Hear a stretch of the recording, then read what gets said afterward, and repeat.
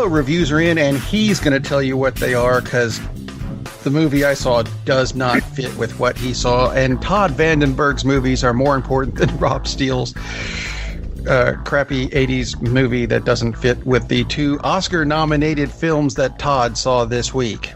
And that is absolutely wrong. It doesn't fit. We're just doing you, man. The two movies I saw are both based on true stories, and Krull was also based on... Krull was not even... You know what? The best thing I can tell you about Krull, it was fun. Rent it, go see it. You can't go see it. Go rent it somewhere, stream it, whatever. If nothing else, it's the first movie ever that has Liam Neeson and Robbie Coltrane in it, but you got to look for them, otherwise you'll miss them. There you go. That's my review. On to yours. Based on a true story. The first one I will review is one I've been looking forward to for about 2 months before it came out. Finally got around to seeing it this week. It's called Vice, the story of Dick Cheney, former Vice President of the United States. No, you had that right the first time. I didn't have it right the first time.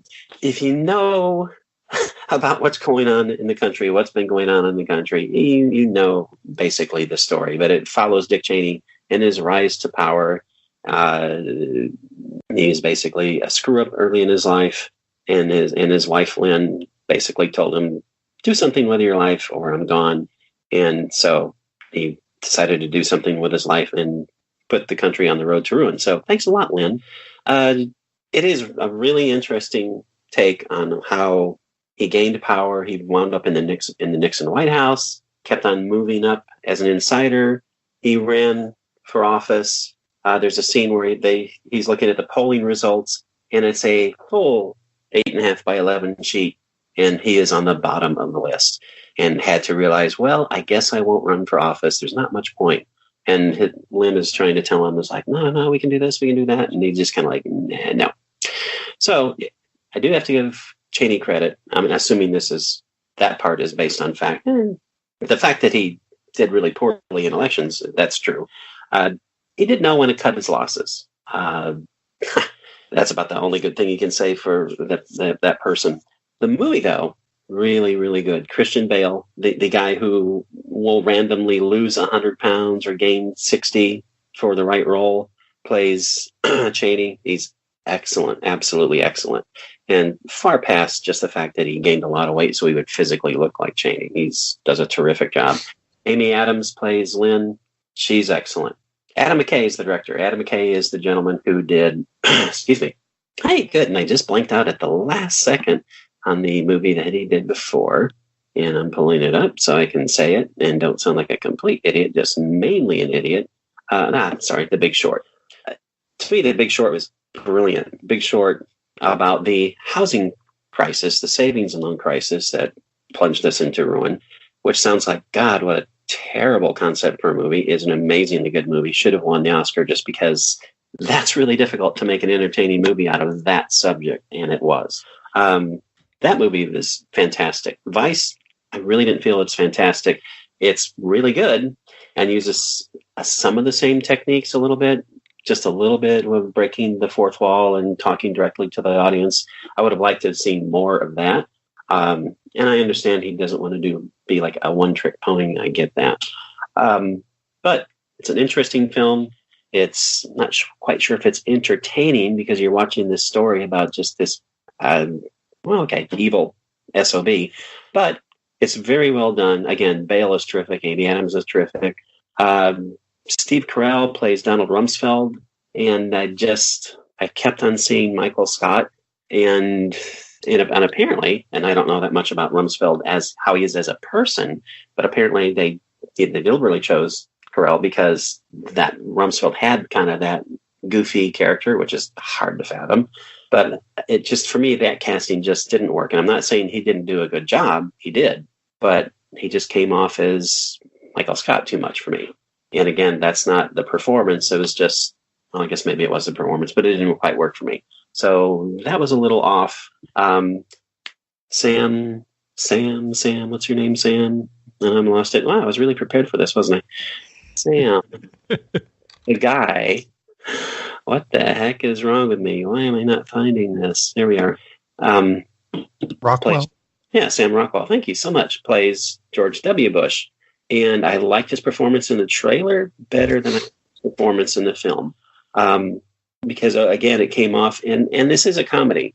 It's a comedy / drama. So I get the point of casting those people in those roles because they're supposed to be, well, Bush W. is supposed to be kind of a dimwit. Can't imagine why. But again, it was almost too... You can leave the word supposed to be and kinda out of that if you want to. Yeah, I know. It just made it... I would have preferred Vice if they had shot it as less of a comedy, and it's not like an uproarious laugh out loud thing. But I would have preferred it if it had been a little more straightforward, because it's hard to say if Bush is a caricature in this, because he is a caricature. So, it just, to me, it was maybe a little bit over the line with that. It would have been better if it had been a little more straightforward with those characters. But again, really good movie. The only reason to me that it doesn't absolutely click is because The Big Short was so much better. That's an amazing movie. Definitely watch Vice. But if you want to see an even better movie on something based on a true story, as is Crawl. Actually, something that's really weird, because I looked this up to get Sam Rockwell's name out of this. Google has a list of Christian Bale's movies. Yes. And they put 7 movies on this list with click here for 5 more. The 7 they gave: American Hustle, I'm Not There, The Machinist, Rescue Dawn, American Psycho, Empire of the Sun, and Harsh Times. What's missing from the movies you should think of when you think of Christian Bale? Really? Yes. Well, that's funny. Weird. I don't know how you cannot put there's 3 of them. That's a hint. Yeah, that's strange. Holy missing movies. I don't know how they couldn't have put any of them. I'm not mentioning the titles. If you don't know what they are, that's your own fault. Yeah, exactly. That's really, really, really odd. But Bale, if any actor on the planet commits himself to a role, man, it's Christian Bale. I mean, holy crap. Well, actually, I saw a spectacular meme concerning him this week and this movie. It was basically something about a woman saying, if she could have any male body, which would it be? And she goes, Christian Bale's. And so they put up a picture of him as Rumsfeld. And it didn't go well after that. Yeah. Or him as... Cheney. Sorry. Yeah. Because for The Machinist, he got all the way down to 127 pounds. And he looks... anemic. He doesn't look anemic. He looks like he was in a death camp. Yeah. He looks awful. And it's kind of terrifying that he did that to himself. It's amazing he's still alive after he did that to himself. And bounced back from that and played Batman. Got up to, 235? And then they said he was too bulky, so he had to drop a little muscle mass. It's like, that's ridiculous. This guy is insane. Absolutely insane. Great actor. Awesome actor. Yeah, wow. He is absolutely terrific in Vice. And that's one of the things I like about Bale is he disappears in the role. Absolutely disappears. Excellent actor. Kind of like Liam Neeson did in Crawl, but, he disappeared in that too. Right now, I think he kind of would like to disappear. But anyway, we'll move on to it. Yeah, the other movie. The other movie, also based on a true story, like Crawl. And this is called Green Book. And wow, what a movie. Again, I really liked Vice. I loved Green Book. Green Book is absolutely one of the best movies of the year. It is a story of an African-American pianist who was going on a tour of the American South in the 1960s. Not the best place to go.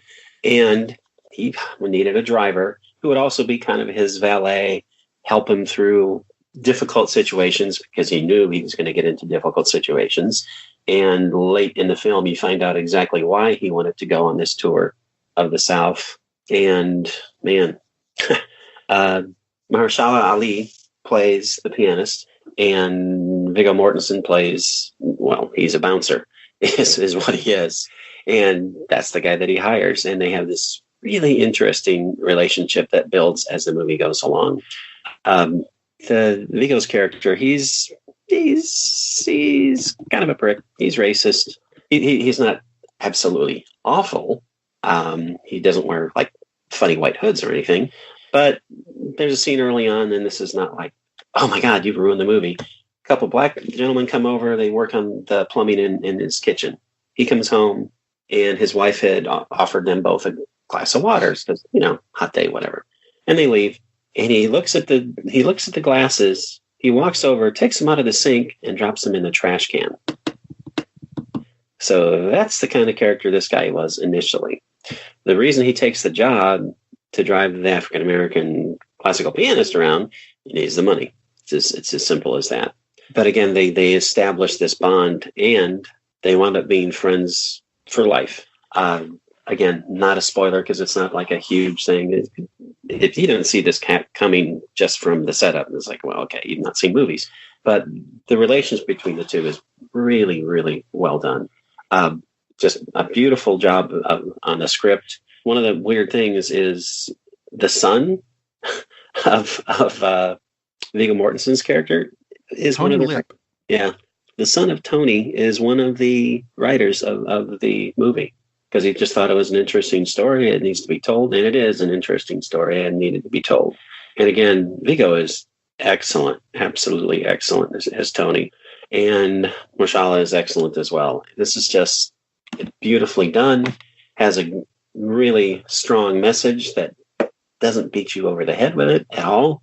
Absolutely one of the best movies of the year. It's a road movie. It's a buddy movie, but it's not a comedy. It's a road buddy movie drama, which you don't see too often. Really, an absolutely an exceptional movie. I'm actually thinking of seeing it again before I see another based on true life story, Crawl. Lady Hawk. Also Lady Hawk, also based on a true story. Slightly better. So which would you give the Oscar to between these two? Oh, absolutely. Green Book. We're making a bracket now to come down to, best picture of the year. So, again, I really like Vice, but I don't know that it's one of the top 10 films of the year or one of the top 8 because that's all that was nominated. Again, really good movie, but like Green Book, hands down, is a better movie. Absolutely better movie. And it's one of the other things that's kind of strange about this is the director is Peter Farrelly, as in the Farrelly brothers, as in Dumb and Dumber. There's something about Mary. Not the person you would say, oh, there's going to be this great movie about friendship and race relations, and this is the guy who's going to do it. Like, that's a little weird. So would not have been my first choice. Would not have been someone I would ever dreamt of. And obviously, he was capable of doing this because, this is a great movie. Not just a good movie, it's a great movie. And there is a lot of humor in it. Absolutely. It's not like it's some grim slog of race relations in the South. Not at all. But again, the two leads are fantastic. Absolutely fantastic. Could not recommend it higher if it was Crawl 2. And I really couldn't recommend it more if it was Crawl 2 because, wow. You're not going to let me live that down, are you? Just because I didn't get out and see an Oscar-nominated film, that's okay. Wasn't Crawl nominated? Really? I did not get the opportunity to do what everyone should be doing this week, which is getting out and going to see a movie.